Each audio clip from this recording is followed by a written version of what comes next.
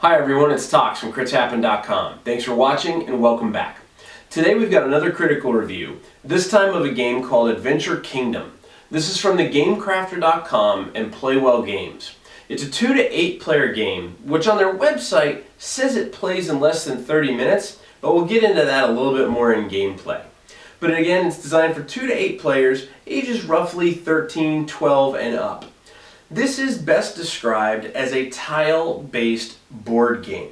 If you remember when you were younger, or at least I do, remember playing games that involved fantasy, medieval, fairy-type creatures on a very set standard board. Well, this takes that whole concept and spins it on its head. You are part of a group of adventurers, and you are either a male or female fantasy creature, very familiar with some of the ones that you may have become accustomed to already. Things like Prince Charming or Little Red Riding Hood and things like that. You're inside the Castle Orn, and you have to escape the castle. The winner being the first person to acquire a key from each room and escape the castle through the secret hidden passage, which will be revealed throughout the gameplay. But how do all of these pieces come together? How do all these characters work? And more importantly, what do I do with all 144 plus of these cards right here? Well, grab your golden goose, grab your sword, grab your shield, and let's jump down the beanstalk and jump in to Adventure Kingdom. So here you see the setup for a very basic 6-player game of Adventure Kingdom. There are 12 total room tiles in all that you get with the game. There are 4 easy, 4 medium, and 4 hard tiles. One of the very nice things about Adventure Kingdom is how to denote the difference between the tiles. So for example, the music hall is an easy tile, and you can see that by the E's on each of the posts at each of the entrance areas. The catacombs is a hard tile, which you can see also with the H's around each of the corridor spaces when you enter into the tile. Now, the harder rooms are obviously much harder in terms of gameplay and the effects that can happen. The easy ones are a little easier to maneuver and a little easier to get around. But at the beginning of the game, you can randomize what sets of tiles you want to play with. You could pick easy ones only, easy and medium, easy and hard, or put them all together and make one giant castle. So there's a lot of different options that you have for setting up a game. However, the object of the game is to get a key from each room and escape the Castle Orm. So, if you have more tiles, you have more keys to capture, and more keys to capture means it's going to have a longer game time to play. Now, set up in front of me, as I said, is a 6-player game, and we've taken 6 of the characters out for you to take a look at. The first is Prince Charming. Now, every character has an ability inside of their box. So Prince Charming's says to roll a 1, 2, or 3 to fight off monsters and villains. And you may re-roll the above as often as the number of items and pets you have in play. We'll get into that in a second. Pinocchio says you may use 1 key that you own any time to draw a card any turn, or move 3 spaces instead of rolling your movement dice, or re-roll any 1 die. Dice are normally used for movement, but they can be used for combat as well. Then there's Tom Thumb. Tom Thumb says he can escape monsters and traps by rolling an even number, and you get to add +2 to your movement die rolls if you have a pet in play. All totally different characteristics, all totally different impacting to gameplay. Now on the girls' side, we have Rapunzel. Rapunzel can roll an even number to escape pit and trap card spaces. In addition, Rapunzel cannot be sent back to start. That is a very powerful part of the game actually, so Rapunzel has a very good advantage to start the game with that. Then there's Little Red Riding Hood. Little Red Riding Hood says you may escape traps, poisons, monsters, and villains by rolling a 1 or a 2. So, while she has a versatile ability to get away from a lot of things, she has a very low chance of getting away from them as well. And then finally there's Snow White. Snow White says she can roll an even number to avoid poisoned cards and spaces this turn. And if you are sent to any spot against your will, you may search the deck for a pet card. Extremely valuable again. Now, the deck is this deck of draw cards. And inside this deck, there's going to be different cards you'll get on your turns. You could get pets and creatures like a dragon hatchling. These will stay in front of you and be part of your gameplay area and affect your turns turn by turn. There are also items which will tell you to keep this card in play as well, like the Singing Harp, which will allow you to put monsters to sleep, and other items as well in the game that will help you combat monsters and villains or jump to different rooms in different areas. There's monsters like the Big Bad Wolf. Now, we'll get into a little bit of gameplay later as to how these get played and how these get avoided, but you can see the Big Bad Wolf chooses any two players, and those two players must go back to start and lose a card. If this was played against Rapunzel, since she can't go back to start, she would just lose a card. There's also villains. This one is Wizard Rothbart. He can send any opponent to any spot on the reveal board. So again, Rapunzel said she couldn't go back to start, so you couldn't send her there, but you could send her anywhere else.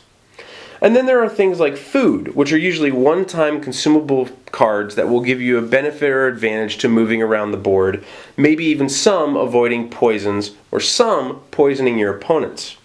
And then finally there's things like sudden events, which will be immediate things that happen when you draw them. So let's get into a little bit of turn play and how that works out. At the beginning of a player's turn, they're going to look to see how many cards they have in their hand. If they have 3 or more, they don't do anything. If they have less than 3, they draw a card from the top of the stack. In this case, we would draw the Pied Piper's Flute. Want another pet? Discard this card to take another player's pet in play. Well, since we're the first player, and let's say we're Rapunzel, there's no other pets in play, so I would hold this in my hand and keep that with me. The next thing I would do is be able to play any cards from my hand. In this case, I only have the Pied Piper's Pipe, so I'm not going to use that. So then finally I would roll my dice, and I would get a 5. Now, on the start tile shows you a lot of things that have to do with the beginning pieces of the gameplay. Let's zoom in and take a look. Now on the start tile, it may be a little hard to see, but it'll tell you things around like locked doors, that you have to have a key of any type to enter. And we all start the game with no key, so we can't go this way and we can't leave the center area going this way. We could go into the prison tower, but why would we want to stay there for one turn and hurt ourselves right now? We'll avoid that for right now, since the whole object is to get keys from each of these rooms and get out of the castle. So with a dice roll of 5, there's 2 different things I can do. I can either come out this way and go around here, or come out this way and go around here. So let's say Rapunzel is red. She can go 1, 2, 3, and then choose to explore into this next tile. Let's see what that is. With her last 2 movement points, Rapunzel reveals the ballroom. The ballroom is an easy room, as is noted by the E's in the pillars. She then removes her remaining 2 on a pathway towards the center to get the ballroom key. Now, keys are very simple items. They're just these little cardboard pieces that have the name of the room and a picture of the key on each side. But again, you want to get 1 key from each room before you can escape the castle. In this case, she's going to move closer and closer to the ballroom center, and once she lands on it or passes through it, she will get a key. On her next turn, if she rolls a 4 or higher, she'll be able to land on or pass through that space. Or maybe she's lucky and she draws a food card or an item that allows her to move that many spaces as well. So let's look at another player's turn. The next player would be Little Red Riding Hood. Little Red Riding Hood would go ahead and immediately draw a card because she has less than 3 in her hand. Little Red Riding Hood would get Many Colored Water. Many Colored Water adds or subtracts 2 from their total movement, or avoids poisons for 1 round. Now you remember that Little Red Riding Hood, they had the ability to escape traps, poisons, monsters, and villains by rolling a 1 or a 2. This food could be able to be used later on and be able to avoid those completely without having to roll for the poison cards. So she would keep that in her hand, and then she would roll her dice. In this case, she gets a 6. And let's say that she wants to come down and explore the lower area of the castle. So let's see what she finds. So Little Red Riding Hood is going to be the black figure for this case. I know we probably should have used the red figure, but such is life. She comes out with a 6 movement going 1, 2, 3. Now this space says draw a card, but she's not stopping there, so she does not perform that action. So with her remaining 3, she flips over the lower tile and shows that it is a medium tile called the Secret Garden. The Secret Garden, you'll notice, is a little more windy and a little more of a maze than the ballroom is. But it too has a key space in the center that you can acquire a Secret Garden key if you pass over or land on that space. Now, she could start to go this way, but you'll notice there's a locked door here that says it's a movable wall that you can only enter if you have a library key. Well, we haven't uncovered the library yet. This may be the library, but we may not be playing with the library. So, the less tiles you play with, there is an option to have spaces like that where you can't interact with them. With her remaining 3, we will move 1, 2, and 3. And this says the Fairy Ring. You may go to any revealed secret room now. So if she wanted to, she could jump all the way over to the secret room in the ballroom, as noted on the space on the tile. If this room was open, she could jump to that secret room as well. The main thing to note is that there are a hidden passage and a secret room on each tile. They're different things. So you'll notice here is the secret room for this tile. And since the Fairy Ring says she can jump to any revealed secret room, she could jump right to this tile in this room and its secret room. You may choose to move 4 spaces now. Well, once she lands on that, she can move her 4 spaces and go 1, 2, 3, 4. Since she passed through the Secret Garden, guess what she gets? That's right, she gets a Secret Garden ring, or key. So she would take that key and put it with her character card and hold on to it. Now, that was a great turn for her because she has one of the 3 keys she needs and is almost ready to move into the last revealed area of the castle as well. Each player continues to do that, drawing cards, keeping items and pets, gaining advantages, playing food, and uncovering different areas of the castle. Now for this example, our final tile is a hard tile.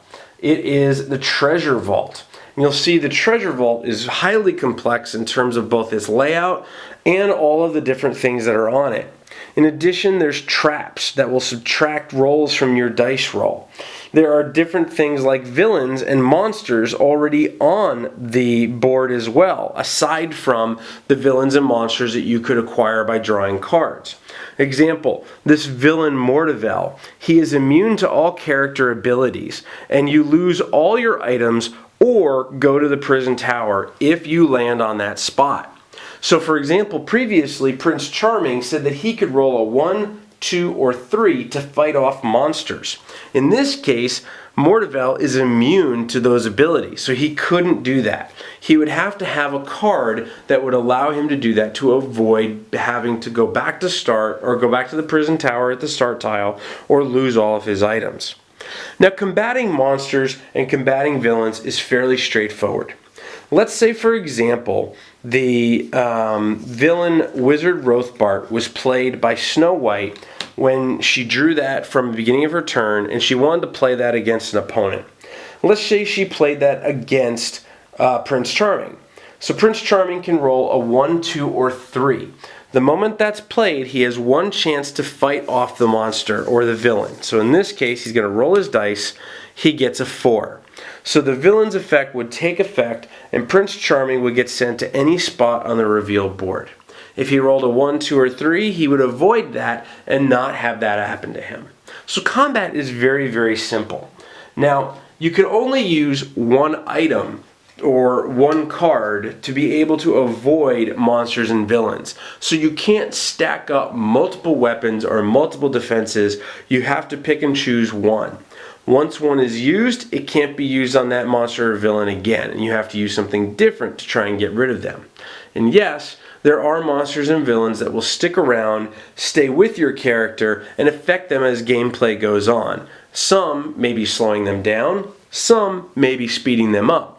And while you may think to yourself that may sound beneficial to speed you up, that doesn't always equal out, because the faster you go, the more spaces you're covering, and you may not be able to land on the place that you need to land on. Now, once somebody has a key from each tile, you then take one of each of those keys, shuffle them up, and select one randomly. And that is the hidden passage out of Castle Orm. So if I'm Pinocchio and I've captured a secret garden, a treasure vault, and a ballroom key, we then take each of them, shuffle them up, randomly pick one, and if that was the treasure vault, I would have to land on this hidden passage of the treasure vault exactly to be able to escape the castle. And once you escape, the first person to escape is the winner.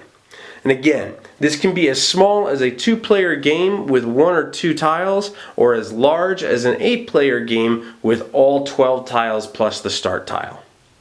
So that's Adventure Kingdom. Component-wise, thegamecrafter.com does an excellent job as always.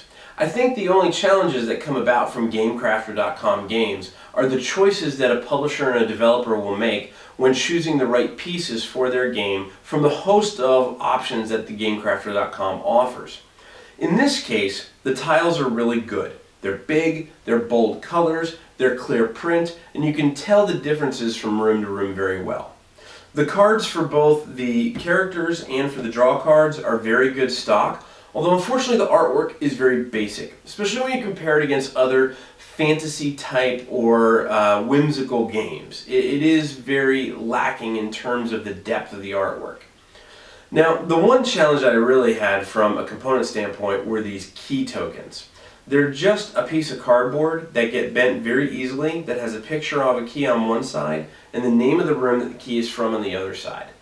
Those can get damaged really quickly, they're hard to stack up, and those were things that I wish would have been maybe like some cubes or bits or something that was a little better than just a very thin piece of cardboard. Understand that that could drive the price up, but those are options that people have to give and take when they're putting things like this together. So component-wise, about average in terms of both the artwork, the components, and the choices of the components involved in the game.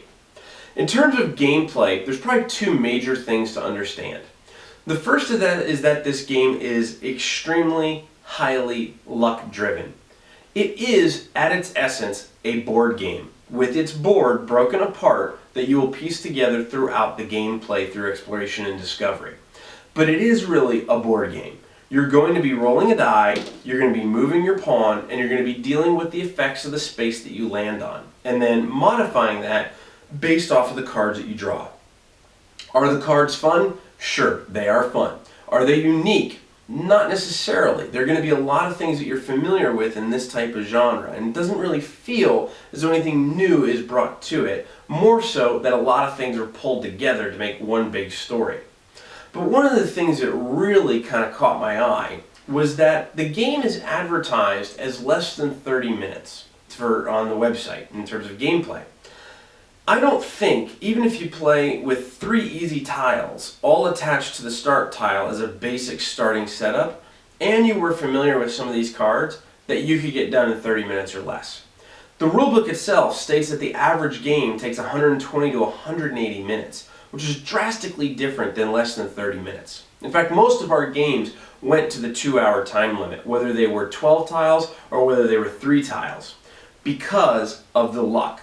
There is a lot of randomness involved in this game. Now don't get me wrong, I like luck and I like randomness, but at the end of the day, I don't want my entire game built around luck. If that's the case, I might as well take money and go to the craps table, because then I might have a chance of coming away with some more money.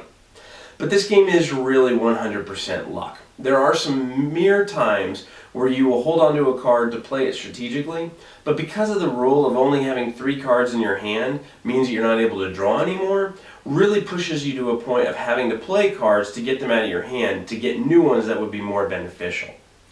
Is the game fun? Yes. The experiences we had while playing the game were very fun, but they were not highly strategic, nor were they very deep. It is a very superficial, surface type game. In fact, With a group of adult gamers, we didn't really look at this as 2 hours, done, somebody wins, and we wanted to play again. But when we flipped the coin and played it with families, families loved it. The kids interacting with the parents, this gave them a game that was not sorry, it was not trouble, it was not chutes and ladders, it was not the generic board games. It gave them something more adventurous, more random, and something, just quite frankly, more of an adventure. So from a family and kids perspective, we had a ton of fun with ours and with other families that we introduced this to. But from fans of true tabletop designer games, they did not find as much fun because of that amount of randomness involved in the game. So those are good things to know before going in. But at the end of the day, the experiences were fun with this game. So where does that leave us in terms of a rating between a miss, a hit, and a crit? Well, for the first time in a long time, this is a game I feel needs to have a split rating. I think the last one we did this on was Catan Jr., ironically a family game as well. But in this case, if you're a fan of tabletop designer board games, this game will more than likely be a miss for you. From the combination of the $59.99 price tag, the high amount of luck-driven mechanics, and the basic artwork, there are just better options available to you in terms of designer board games. In terms of family games, though, this game is a hit. Kids love it, the colors are great, the actions are easy for them to understand, and they can see a little bit of planning ahead with some of the cards that they have in terms of adding to their die rolls or hurting someone else and putting them in the same space or sending them back to start. So from a young children or young gamer type perspective, it is a very fun and very hit of a game. So for the first time in a long time, we're going to split our review, and for hardcore tabletop designer game fans, we're going to give this a miss. But for family gamers and people looking for not so much the standard type board game, but a great enjoyable experience for them to play with their younger gamers, we're going to go ahead and give it a hit.